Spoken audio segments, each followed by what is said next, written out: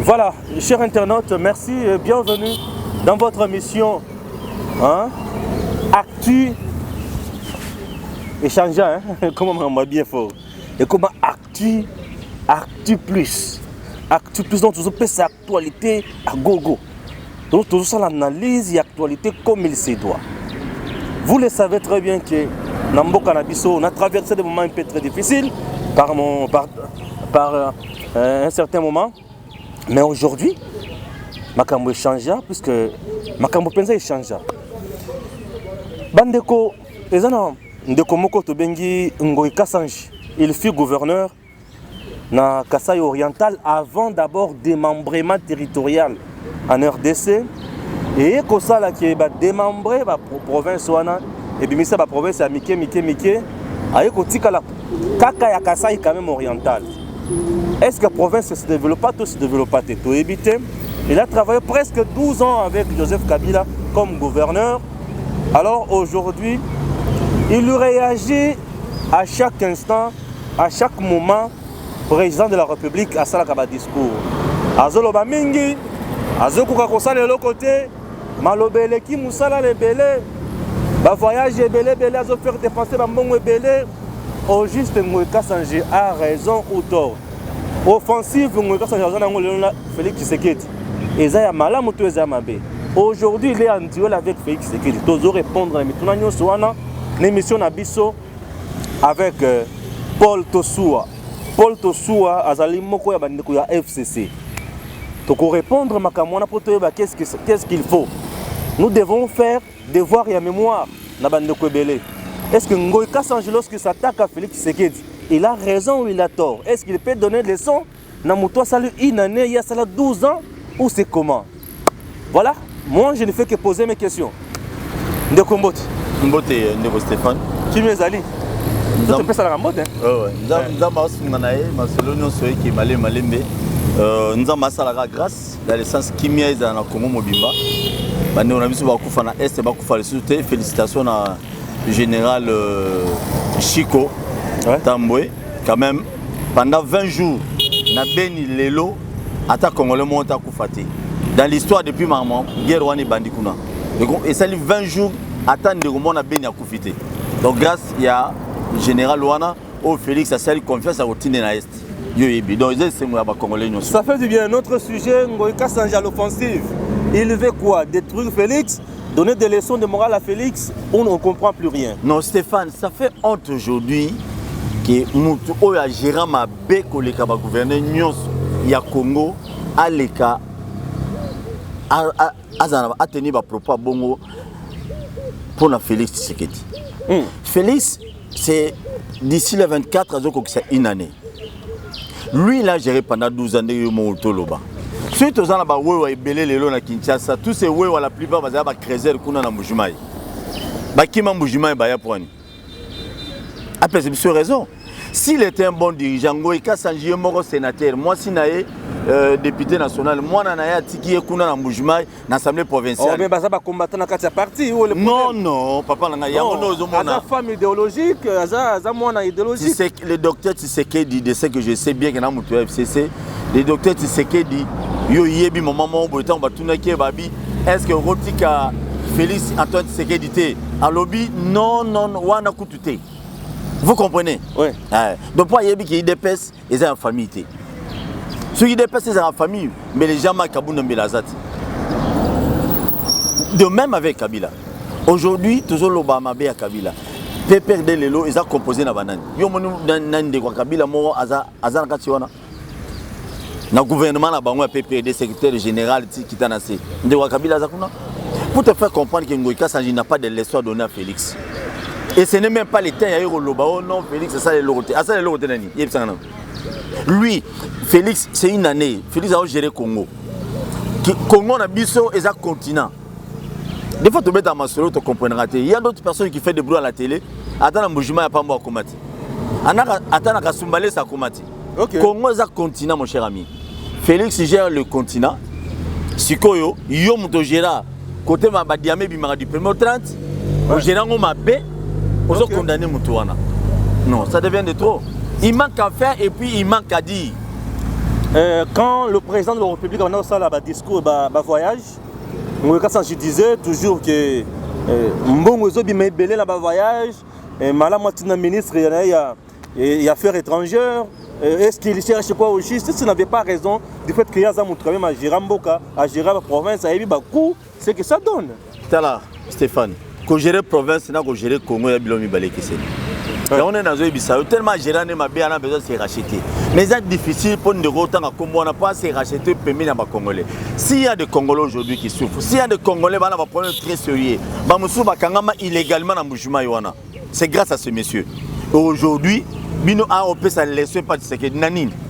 Je ne sais pas, Nani. Ceux qui voient l'union sur ce qui est d'Assali. Ceux qui ont une relation avec Malamouté, Libana et Mboka. Félix a autorisé à Kondisika. Il faut soigner nos relations à Libanda. Tous en bon terme. Azo soigner qu'on a côté bituma pèse aussi là. Azo soigner qu'on a côté bituma aussi là. Et bon, oui. Les jours où Félix a mis président de la République dans Bouchoumaï, il est au Hébika Kimara. Non, il était là. Akima, Basoda, va sécuriser les hommes pour éviter. Pas comme même un aéroport, va sécuriser les Basoda. Et puis, Basoda, cortège n'est à Kalate. Basoda, peut faire des baillés, si au Rwanda, on sur un jazz à sous général. Parmi les bateaux, on va sécuriser la porte-avions. Donc, il faut attirer les solos, attirer les distractions. Vous savez, les mal à porter ça, FC ces années. Il faut pas finir Félix, une minute, il faut pas Tchaïka.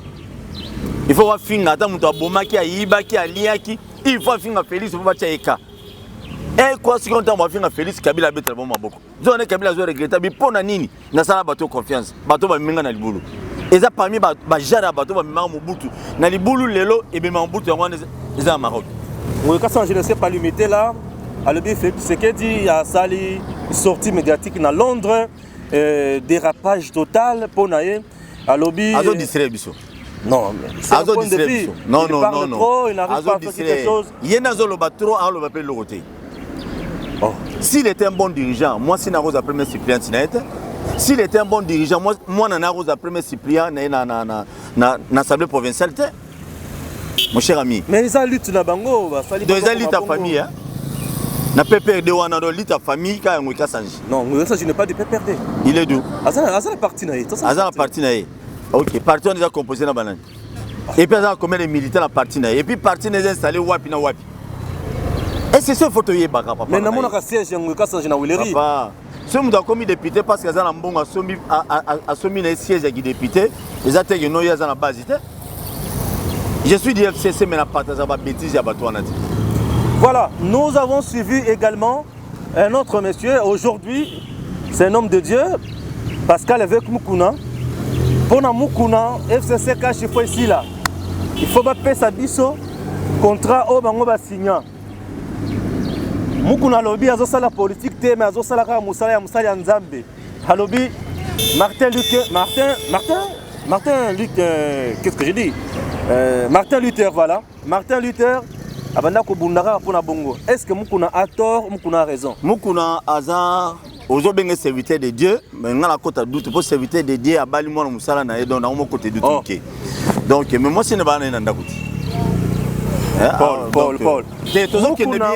On le bien Moukouna Sanine. Mais non, yo zo benga pasteur. Mais pasteur à Balimon Moussala na a bengani moi sina boso a botel ne bana donc il y a un problème té. Donc il y a la question là. Oui, c'est pas un problème. Les lots où on a condamné Moutoula Zakari Babaswe, le rôle a passé à Moukouna. Ce ne sont pas des bateaux qui vont boire et loger les lots à Félix Sekedi.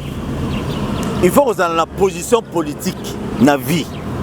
Soit vous avez la Kabila, vous avez la Kabila. Donc, ce Kabila, à un moment, passe, ils ont la Ganaï. Soit au moins, ils ont souffert dans la Fati. Et ça, n'a pas parce que Bélé Baran a chômage. C'est ça qui me fait mal. Alors, les lots, l'église n'est déjà Kaogara. Kapuna Kabila. Je te dis vrai, mon cher ami. Pourquoi vous avez Kabila dans l'église? Vous mettez ma boque, machine à voter, vous mettez ma boque. Est-ce que Bandimian n'est pas bêta ma boque? Non. Permettez-moi pour la moi, exemple, on a fait ça. Moukouna Lelo, Elo Azosala, On dirait parce que ça moulou bande fona sala boy. Nous on a battu ya IDPS. O ba nyoko mana fati. Bana besoin mukuna te. Bana besoin mukuna lobela fati te. Mukuna mutu biso FCC. Oh, assez aboyibino. Mais aboyibiso parce que azoluka place ya rolia. Azoluka place ya rolia te. Non, lobi azosala lutte pour na rolia te. Pour la lutte pour la rolia parce qu'il a déjà l'argent. Il a déjà l'argent. Ah, mais bien sûr. C'est pas un problème. Mais ce que Babylon a commis pour dénoncer les lots. Pourquoi pas dénoncer qu'il y a un moment où Kabila Zana n'a pas connu. Il y a un monde il faut ça l'analyse nyonso. Donc, les gens on a Congo depuis docteur Etienne Tshisekedi Akufa, toi c'est un opposant dans le Congo. Oh, depuis Tshisekedi le père Akufa, on n'a plus des opposants. Tout le monde sont devenus des opposants. J'ai l'impression aujourd'hui que tout ça qu'on a pouvoir UDPS, opposition UDPS, je ne comprends rien. Non mais non, la minute opposant toi na bango na Kinshasa, toi na Congo na biso, ils ont combattu à UDPS. Ce sont les militaires à UDPS. Mais ça m'a fait Fayoulou. Fayoulou est l'autre. Les soldats du peuple. Fayoulou est l'autre parce que elle a une Luambo et pas Fatina Boutou. Bino Bozalagate, mais na moya celle où il y a ça. Martin Fayulu Karamon et pas Fati. Papa, mais tu es bien réalité à Congo te ndeko ngai. Batunyo so bazana opposition bazana Tshisekedi a on a limité. Kabila a récupéré bango tin bango enseignement. Tu es bien monté. Siko Fayulu azana. Elle que le senga mbongo na Boutou bino Bozalagate. Deuxième distraction. Chef de l'État lui-même aloba ki angote. Ben misère batu bozo tinda on a songa na kutana bino poani. Il a compris maintenant que c'est du théâtre. On a besoin de la politique. Mais ils ont bien opposant. Mais attends, Fayoulou. Quand ils ont bien opposant, cela veut dire que non, Fayoulou est opposant. Parce que quand ils sont opposants, ils ont un poste. Ce qui Fayoulou. Non, c'est l'autre. Nazoya wana. Tant que FCC na sa luingete. FCC a tchamu buluté. Ceux qui Fayoulou a la vraie opposant. Alinga senga poste ya mutete la wana wa suke belé wana. Wa zo gérer olengo. Algo senga poste wana te? Non, il a proposé style mususu. Dans ce style wana pas se retrouver parce que on n'a pas des opposants. Ba politicien congolais ba ko anzala te. Mais il dépêche à ko anzala pendant 32 ans. Na le kota boli misanga mkeya. Toke. On comprend. Il dépêche à ko anzala pendant 32 ans. Mais OK. C'est bien. Fayoulou a ko ngangote. Mukuna fatika atika facha gérer. Ya on ngala osenga président de la République. Il faut la présidente batu ba uta FCC o bazo ya pembe na yo. Parce que ce sont le même. Ba ko sa yo ba pesa idée ya mabe o ba pesa na Kabila. Peut-être qu'on kufa. Celui bitu malelo za na SBL belé wana. Nous avons des généraux, nous avons des colonels, nous avons des politiciens, nous avons des députés. O baza sima ya bituma ya Beni. Très bien. Alors il faut la présidente la bango. Attends, va passer surtout, va passer on va la plateforme Moboui. Oh, prions pour le Congo, tout ça va nous lier à Kabila, va 100 000, va 200 000 $. On nous a pinissé, on a ça des martyrs. Groupe va passer, on a fait sur Yambi Bango, aux hommes ça. L'Isolom sous Bandeko, l'Isolom sous est très important et la sortie médiatique, il y a le président de la République dans Londres. Les combattants, les Congolais, la biso Bazovandakuna. Le président le Beli Makambo tellement belé. Pour pousser Ngana dissoudre l'Assemblée nationale. Ministre tout à côté de Melanga, Bic Rouge. Bino FCC, ma belle côté. Bon, FCC a composé dans 300 quelques partis politiques. Il faut y bango il faut. Il y a peine à barater aux amours PP de 2 ans de temps. Congo ya. Et c'est l'autre. Mais Ngana mutu n'a expliqué yo. Sur la carte FCC, on a un problème très sérieux. FCC, Tozali infecté dans parti politique, mais on va bénir PPRD. Ce qui est là, Félix Antoine Tshisekedi, il a des problèmes très sérieux, soit des FCC, on a entre guillemets. Il y a un problème dans le PPRD. De comme toi, FCC, il y a causé problème dans FCC, il y a PPRD. Dans la poste, il y a PPRD va répondre. Parce que FCC a géré le PPRD. On a de part et d'autre, bazo partager la vie mongonangaï. Les gens bazo gérer FCC za PPRD. PPRD a une décision au Bunisa Fati na Boutou. Et ça mutu monta zala.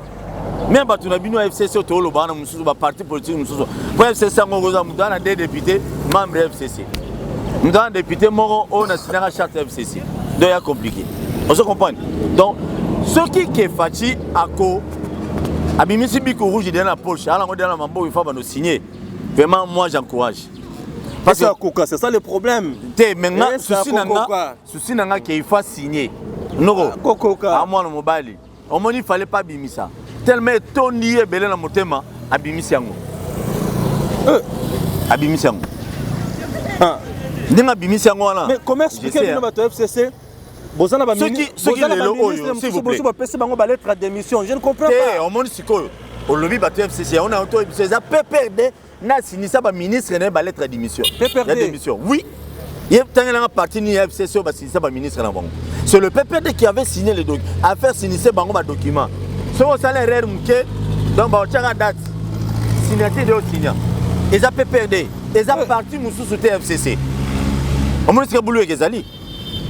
Mais à qui plus loin le Banyamulenge bazaba congolais. Non, l'histoire Banyamulenge, le chef de l'État, alinga betangote pour nga. Comprendre. Bon, ezama dossier moi mbulu. Soto la na ba histoire na biso Banyamulenge akota avant que Mobutu akoma président Mboko. Nde ba kota na Mboko. Vous comprenez? Donc c'est moins compliqué. Banyamulenge donc mais on va s'auto-proclamer bango ba congolais. On comme congolais dans contexte ni. Et ça va procédure administrative. Et ça verbalement. Et les mal en bon à biso et recensement c'est le marathon. Tu as la carte d'identité c'est zaboulouik. Donc nous avons un Rwandais monsieur ana kisasawa, bala ba carte d'électeur, ba Rwandais na est, bala ba carte d'électeur donc tu es battu. Donc chef de l'État normalement c'est et un dossier moi linga betango, ma betango na en compte na moi ba détail monsieur sur le bakino ba congolais. Bobundisi Kamere Félix c'est que Dialobi Kamere c'est son allié. Mais Bobundisi mingi bino bato FCC. Bobundisi Kamere mingi lelo Félix Alobi azali na ye. Aza directeur de cabinet na ye. Azindisi no na non non ngai na contre Kamere té mais celui Kamere azo pesa chef de l'État Babula Mabe sincèrement et que en intérêt n'a été un jour. Vous comprenez? Ils ont vraiment intérêt n'a été. Mais dossier Kamere na ngoko dans trop té parce qu'il y a à boire à manger là dedans. Dans l'Europe, c'est exemple, mon chef de l'État lobby, conservateur et limité, il faut la montée de pèse. Mais malheureusement, Vital Kamere, vous avez besoin d'un bâtonnet, conservateur et limité, Abimi Mouta parti Morobo, et puis parti ni à PPLD. Donc Kamere a zobé dans la jeune. Non, on a dans la lobby. On a pris ce exemple. Chef de l'État, c'est un qui est non conservateur, il a limité face à la montée IDPS. Donc précisément, il y a IDPS dans le rayon où vous allez.